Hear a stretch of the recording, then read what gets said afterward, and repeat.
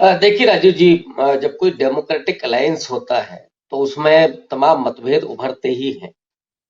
और यहाँ पे कोई मोदी जी वाली तानाशाही तो है नहीं कि ममता बनर्जी कांग्रेस पार्टी के लिए कुछ नहीं कह सकती या कांग्रेस पार्टी नहीं कह सकती। हालांकि ये जरूर है कि थोड़ा संयम के साथ चर्चा होनी चाहिए, असहमतियां भी संयम से दर्ज होनी चाहिए।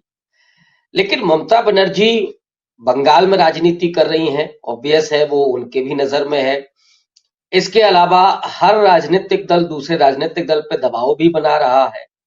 तीसरा, ममता बनर्जी के बारे में कुछ जो अंदरूनी सूत्र हैं वो भी ये कह रहे हैं कि कहीं ना कहीं दीदी थोड़ा दबाव में है। अभिषेक बनर्जी को लेकर के उनके उनकी वाइफ पर जो ईडी और सीबीआई का शिकंजा है, उसके जरिए भी नीतीश कुमार की तरह ममता बनर्जी को भी दबाव में लेने की कोशिश कर रही है। और ये कहीं ना कहीं नरेंद्र मोदी की संभावित हार को भी दिखा रहा है कि मोदी जी इस बात को महसूस कर रहे हैं। एक मुद्दे की तरफ तो आपने ध्यान आकर्षित किया कि कर्पूरी ठाकुर के बाद अचानक लाल कृष्ण आडवाणी के नाम का उद्घाटन करना। और ये बात मेरी नहीं अभी समझ में आ रही है कि इस समय उद्घाटन करना और ये कब दिया जाए। बेहतर होता कि 22, 23, 24 जनवरी को ऐलान होता और 26 जनवरी को मिल भी जाता तो अच्छा होता। लेकिन अचानक ऐसा क्या हुआ है कि लालकृष्ण आडवाणी, वो भी जो मोहम्मद अली जिन्ना के प्रशंसक रहे हैं, उनको भारत रत्न दिया जाना ये क्या कहता है? कहीं ऐसा तो नहीं है कि बीजेपी में कुछ अंदरूनी खेल चल रहा हो? सुब्रमण्यम स्वामी उधर तलवार खींचे हुए हैं, वो कह रहे हैं कि बनारस से हम चुनाव लड़ेंगे मोदी के सामने।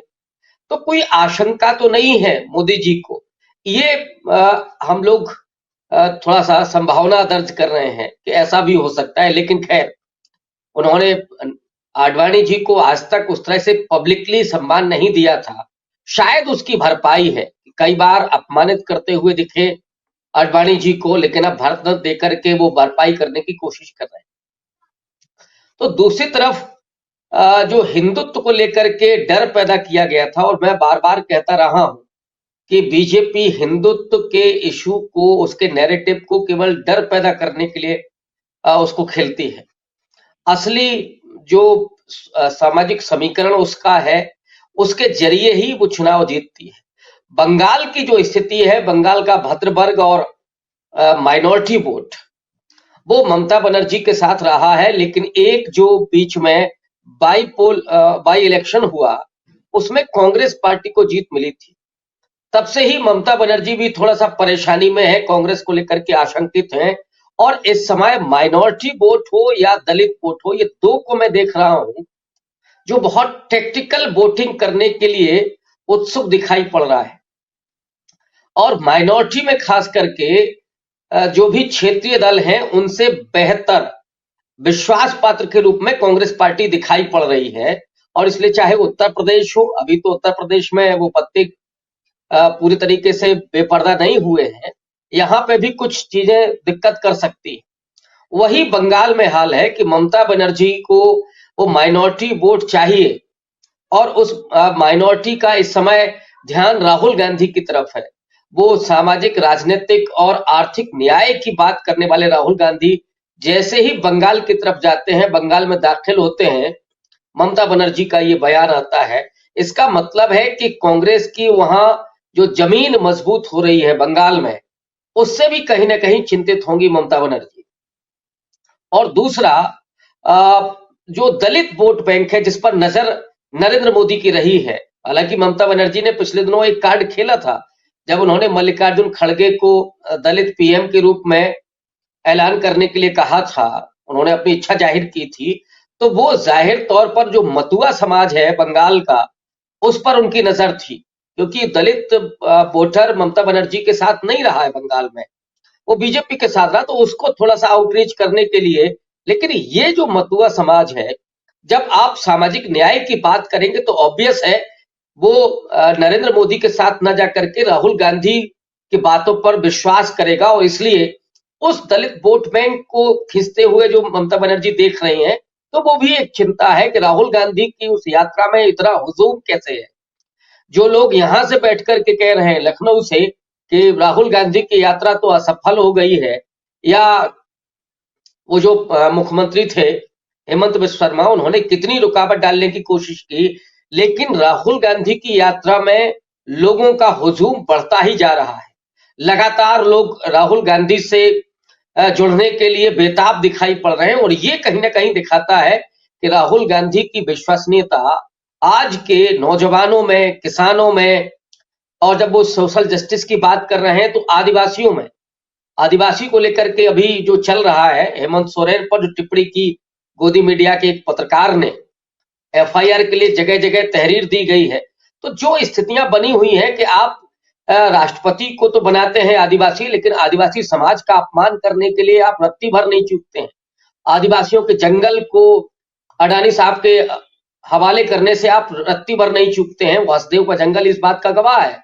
तो इसीलिए ये जो राजनीतिक परिस्थितियां बनी हुई हैं, उसमें मोदी जी लगातार दबाव डाल रहे हैं उन राजनीतिक दलों पर जो कांग्रेस के साथ मिलकर के इंडिया अलायंस को मजबूत कर रहे हैं। लेकिन अच्छा है कि कांग्रेस पार्टी ने बड़ी सधी हुई प्रतिक्रिया दी है, और यही दिखाता है कि कहीं ना कहीं इंडिया अलायंस में वो फूट पड़ने की गुंजाइश अब नहीं है, और वो मजबूती के साथ आने वाले लोकसभा चुनाव में लड़ेगा। और यही चीज मोदी जी के लिए मुश्किल पैदा करने वाली है, और इसलिए लगातार इधर उधर करना, लोगों को दबाव में लेना, फूट डालने की कोशिश करना, आडवाणी जी को अचानक वो गुरुदक्षिणा दे देना, ये सब चीजें चल रही हैं। और मुझे लगता है कि मोदी जी इस बात को भांप चुके हैं, लेकिन राहुल गांधी की यात्रा भी इस बात की गवाह है कि कारवां आगे निकल चुका है, जन समर्थन मिल रहा है उनको। बिल्कुल आना चाहता हूं। निश्चित तौर पर ये खुली चुनौती है नरेंद्र मोदी के लिए कि आप कुछ भी कर लें, आप ईडी के पूरा टेड्डी दल छोड़ दें विपक्ष पर, और विपक्ष मुक्त भारत बनाने की जो आप कोशिश कर रहे थे, उसमें राहुल गांधी से लेकर के तेजस्वी यादव तक, हेमंत सोरेन तक, और अभी संजय जी ने बहुत अच्छी बात की कि हेमंत सोरेन पर तो ईडी जिस तरह से उनको गिरफ्तार करती है, ये हिम्मत उनकी और जगह नहीं हो सकती। और जिसको मिली थी जमानतें, मिली कई ऐसे लोगों को, प्रभावशाली लोगों को, लेकिन साहब एक आदिवासी को नहीं मिल सकती। लोकतंत्र को जिस तरह से बंधक बनाया है इन लोगों ने, वो दिखाता है कि राहुल गांधी सही रास्ते पर है। और राहुल गांधी, हम लोगों को जो ये समय देखना पड़ रहा है, कई बार हमें ये लगता है कि इस अन्याय के लिए, इस तानाशाही शासन के लिए हम लोग अभिशप्त हैं, लेकिन इसी दौर में हम एक ऐसे शख्स को भी देख रहे हैं जो इस पूरे तानाशाही सत्ता तंत्र को चीरते हुए धीरे धीरे ही सही, लेकिन लोकतंत्र की एक रोशनी पैदा कर रहा है, एक उम्मीद की लौ पैदा कर रहा है, जो डरो नहीं का नारा दे रहा है। और जिस तरह का साइकोलॉजिकल माहौल बनाया गया, रोज बनाया जाता है, 2 घटनाएं प्रायोजित की जाती हैं, डर पैदा किया जाता है, और लोगों को खामोश करने की जो लगातार कोशिश होती है, उसके खिलाफ राहुल गांधी जिस तरह से डट करके खड़े हैं, और हम लोग गवाह हैं इस समय के। तो मुझे लगता है कि आने वाले वक्त में जब ये इस समय का इतिहास लिखा जाएगा, तो इसमें इस निराशा और नाउम्मीदी के बीच राहुल गांधी के इस पूरे भारत जोड़ो न्याय यात्रा और भारत जोड़ो यात्रा, इन दोनों का जिक्र बहुत गोल्डन अक्षरों में किया जाएगा। तो राहुल गांधी खुली चुनौती दे रहे हैं कि आपको जो करना है, आपको लोगों को डराना है, सीए एनआरसी से डराना है, यूसीसी से डराना है, या लोगों को जैसे मैतेई और कुकी समुदाय के बीच में आपने जो झगड़ा पैदा किया, खुल करके राहुल गांधी कह रहे हैं, तो देश का विभाजन करना हो, उत्तर और दक्षिण के बीच आपको लड़ाई करनी हो, संघवाद पर हमला करना हो, और सबसे ज्यादा इस देश के मिडिल क्लास पर, गरीब लोगों पर हमला। ये नोटबंदी क्या था? गरीबों पर हमला था। जीएसटी क्या है? इस देश के सभी व्यवसायियों पर हमला है। किसानों को के साथ तो जो नरेंद्र मोदी ने किया उसे कौन नहीं जानता है। 750 किसानों की शहादत हुई, उसके बाद आपने केवल वो वापस लिए, और आज भी जो वादे किए थे वो आप पूरे नहीं हुए।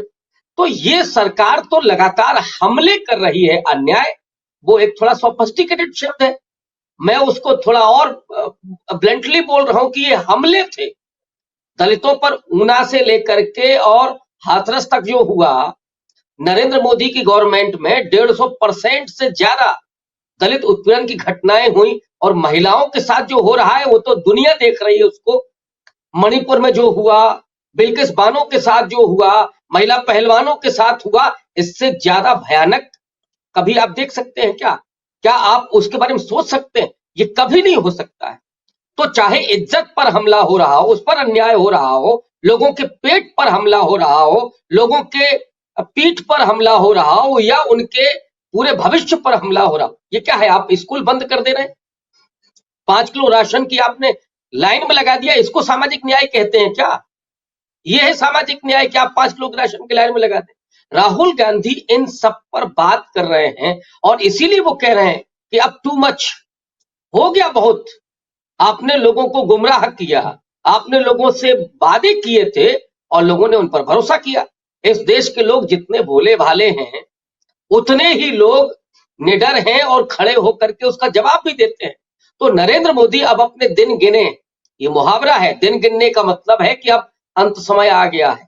तो बीजेपी की सत्ता का ये अंत समय आ गया है, और राहुल गांधी ने इसको लिख दिया है, और मुझे लगता है कि ये खुली किताब होगी। ये इबारत है देश के जनता के, लोगों के, उनके एहसासों की, कि अब मोदी जी बस बहुत हो गया है। आपने जो इस देश को दे दिया है, जो आप चाहे पत्रकारिता में देख लीजिए, लोकतंत्र के सूचकांक में आप देख लीजिए, आप असमानता के सूचकांक में देख लीजिए, अडानी तो आप दिन रात दिन उनकी धन संपत्ति बढ़ रही है, वो धन्ना सेठ हुए जा रहे हैं, लेकिन यहाँ गरीब लोगों की बाढ़ आई हुई है। और जो आप बड़ी हिम्मत के साथ, बड़े उसके साथ कह रहे हैं कि हमने देखिए 80 करोड़ लोगों को राशन दिया, ये क्या है? ये न्याय है क्या?